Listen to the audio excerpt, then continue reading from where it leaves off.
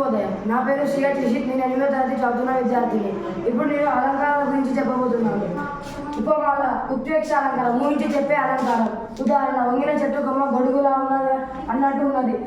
పొంగిన చెట్టు కొమ్మ గొడుగులా ఉన్నదని ఊహిస్తున్నారు కాబట్టి ఇది ఉత్ప్రేక్ష అలంకారం. ఉపమా అలంకారం ఉపమే ఉపమానాలకు చక్కని పోలిక వర్ణించి చెప్పడం. ఉదాహరణ, రైతు ముని వలె తెల్లవారుజామునే లేస్తాడు. రైతుని పోలుస్తున్నారు కాబట్టి ఇది ఉపమేయం. రైతుని వర్ణిస్తున్నారు కాబట్టి ఇది ఉపమేయం. రైతుని మునితో పోలుస్తున్నారు కాబట్టి ఇది ఉపమానం. ఉపమే ఉపమానాలకు వలె ఉపమవాచకం.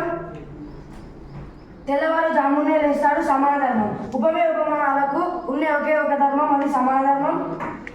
రైతుని మునితో పోల్చి చెబుతున్నారు కాబట్టి ఇది ఉపమాలంకారం. ధన్యవాదాలు.